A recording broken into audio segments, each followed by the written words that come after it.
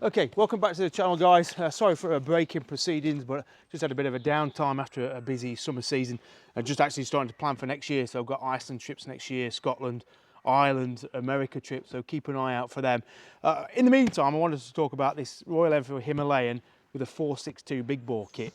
Now, for anybody who's been watching the channel over the summer, they'll know that I had one of my riders in the Alps have a very bad and serious injury, Richard Rowe. Started a Just Giving page and raised almost £50,000 to go to him and his family as he deals with the aftermath of a very serious injury. Watching that video was a guy down in Cornwall called Tom who said, look, I've got a bike, I've not ridden it for a while, it needs a bit of work doing to it. You have it, sell it, and whatever you make for it, we'll go put it towards Richard Rowe. So I went down right down to Cornwall, picked up the bike. It just needed a bit of work on the wiring and a recharge, and it seems to have started up nicely. So this is a Royal Enfield 411 with a 462 Hitchcock's kit. Now the Hitchcock's kit was really touted as the remedy to the Royal Enfield's lack of on-road power. It was quite expensive, of getting on for £1,000, then you needed the clutch springs doing and the Powertronic, so you're probably looking at £1,500 to do it yourself, and I think Tom paid about £2,500 to have this done. I'm interested to see how it goes, how it performs differently to a stock bike. I mean, obviously it's quite relevant with the timing of the new 452 Himalayan coming out. I think that bike with 40 brake horsepower is going to alleviate a lot of those concerns that people previously had about this bike. With 24 horsepower, this bike always struggled a little bit on the road. It could feel a little bit out of its depths. But I think the same sort of attributes, but with 40 brake horsepower, could be really good. So I'm really interested to see how that new Himalayan goes. But in the meantime, I'm really actually excited to see what this 462 bike goes. I'm at a friend's farm because the bike's not insured or MOT'd, so I just want to take it for a quick spin, see how it goes, and try not to fall off because it's got quite a bold rear tyre. So yeah, wish me a bit of luck. All right, cheers.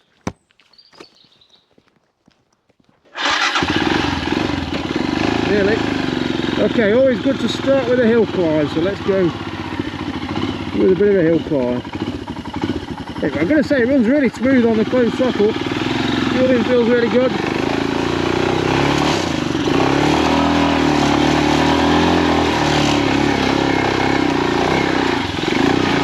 Whoa, no grip whatsoever from that back, but we're persevering.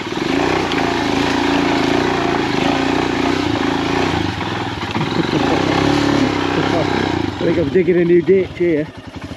Wowzers. Yeah, it runs well though, got to say, engine feels good. Oh, come on beast. I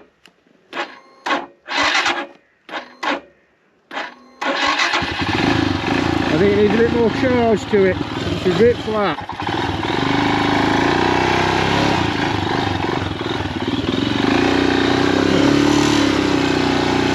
Come on you beauty.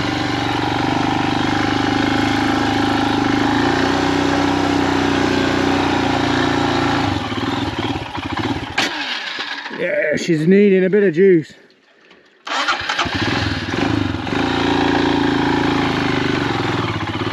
Come on, Black Beauty, Black Beauty. Wait back.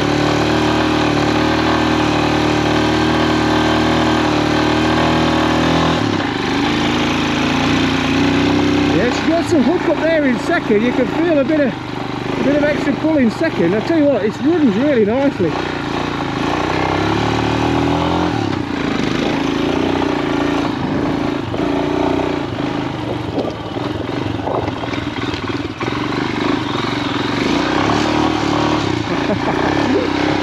Too much power. Second gear's pulling nice.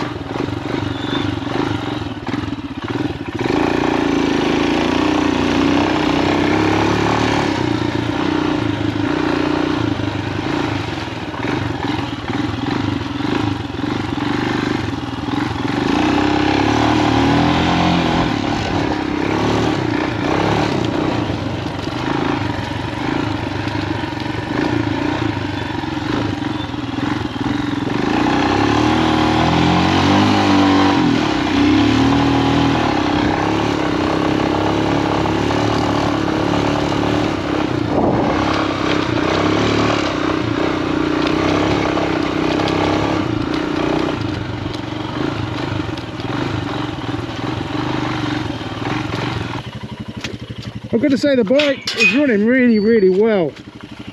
Ticking over nicely, smooth on the throttle. Nothing wrong with the way this one runs actually. I'd say it's a really nice motor.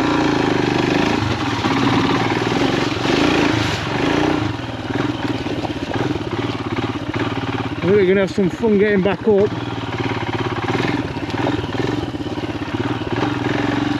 I'm not going to go in sheep field.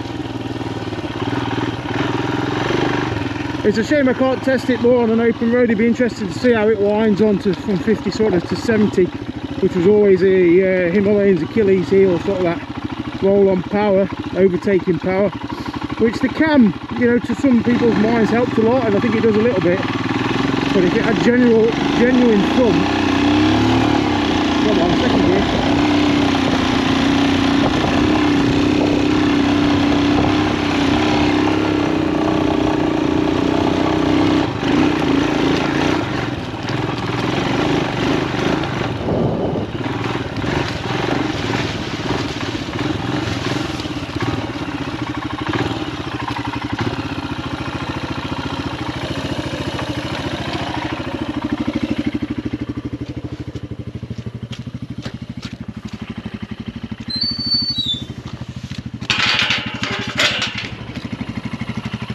It's got a very worn TKC80. I think with an E09 Midas or something like that, you'll probably do alright. Well, it's a very wet field. I think we're going to go on.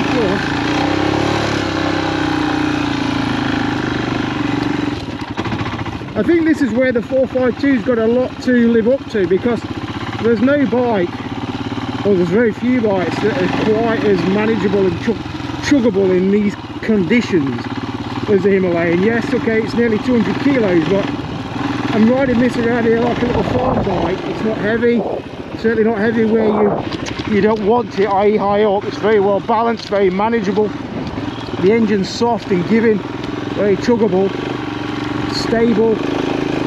It's got so many good things going for it, and I think it's a very hard act to follow, which I don't think on the eve of the first Himalayan coming out anyone would ever imagine that it would almost sort of define a new genre of motorcycling, certainly in this day and age, i.e. something cheap, practical and capable. You know, they're hardly secret ingredients, but it seems like it's sent like most manufacturers that have sort of ignored those kind of basic virtues for quite a long time. So the 452 has definitely got a lot to live up to, definitely. You know, what's beautiful about this bike, yes, it's 200 kilos, but it's agile, it's manoeuvrable. I can get my feet down easy. It feels like I can catch it if it starts to slide. The power is so gradual and gentle that even on this very greasy mud, I'm not, okay, there's times with slick tyres that you just can't get any traction, but it doesn't feel like it's wanting to spit you off at all. I can bring in the power there, traversing, back end's just drifting a bit. But it's all nice and manageable, you know, that's all pleasant. You can sit down, it's comfortable sat down, it's comfortable stood up.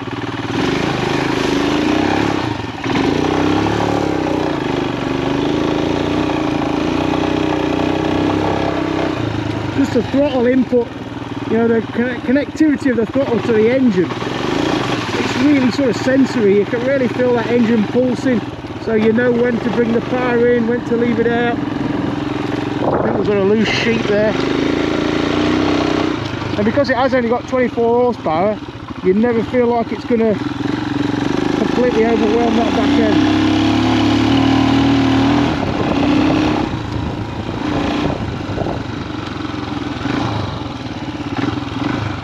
I don't know if that sheep's supposed to be out or in. Maybe out.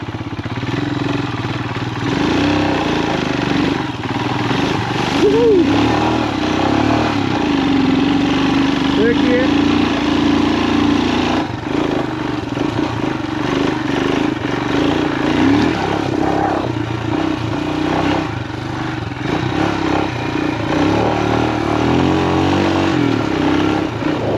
Yeah, absolutely nothing wrong with this bike at all. In fact, it feels very capable. Very nice. Very nice.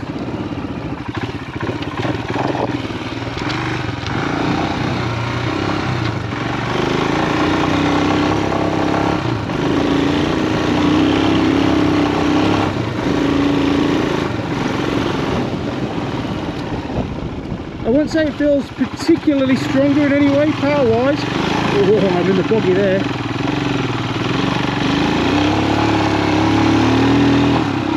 Yeah, I wouldn't say it feels a great deal faster or stronger. It's certainly not being on a transformed machine. You've probably got a little bit more pickup. I think what's probably the best conclusion is that there's no difference to the way that the bike rides. It's no less rideable than it was before. Still a really clean pickup, still lots of grunt down low.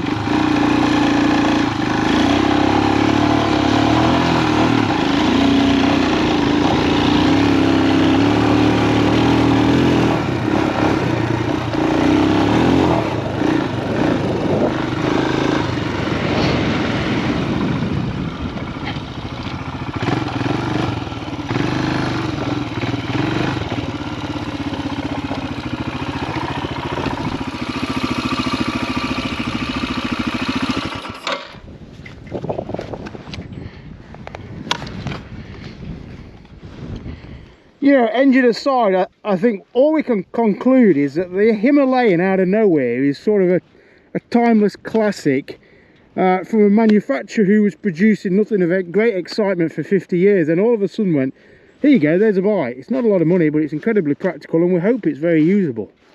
It's 5-6 years later, it's got such a nice pedigree to it. People who ride it and appreciate it will defend it to the hilt. People who still don't get it never will get it. But what a bike it left us.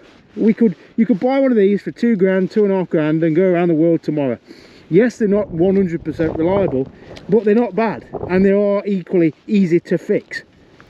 Would you go for the bother of the 462 kit? You know, with the Himalayan it still comes down to it. For me, the best bike is a completely stock Himalayan, for the simple fact is it's cost you what it's cost you to purchase and no more is needed to be spent.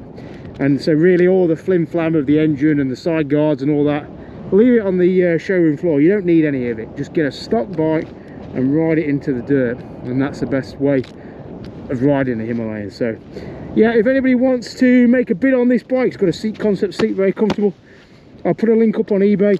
Right, let's get what we can for Richard. Richard's having a rough old time, you know. Fucking hell, he's been in Coventry Hospital 3 months and finally in Oswestry, hopefully getting the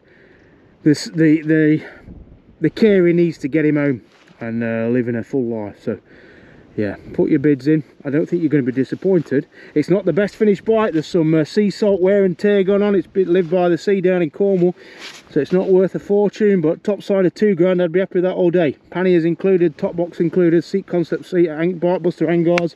There's a bit of a crack there, cosmetic stuff really, but the engine, the heart of the bike, is an absolute peach. It really is. Watch it not start. Yeah, it just needs a bit more charge in that old battery. The gearbox is nice. Mileage is 15,700.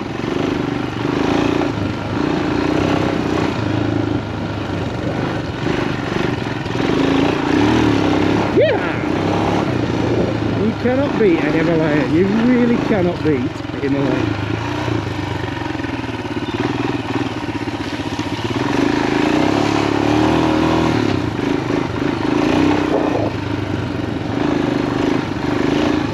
Oh, we got out there. There we go.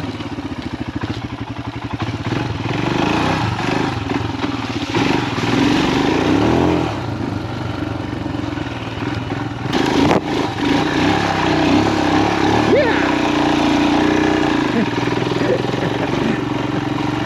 That's how you gotta ride them.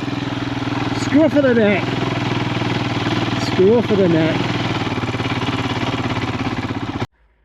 Okay guys, so here's the bike. It's a 2019 Himalayan with a 462 kit on it. It's also got the seat concepts, comfortable seat, bike buster handguards. It's also got the engine guards down here. It has got a bit of damage just on there where the bike buster has caught it, and then there's a bit of general sea salt corrosion on the bike just there where the sea salt's got it. So it's not mint condition. It's done about 15,000 miles. It'll have an MOT on it. It's probably worth about 2.5 grand maybe. It also comes with the hard luggage, so you've got a top box and panniers, so it's kitted out ready to go.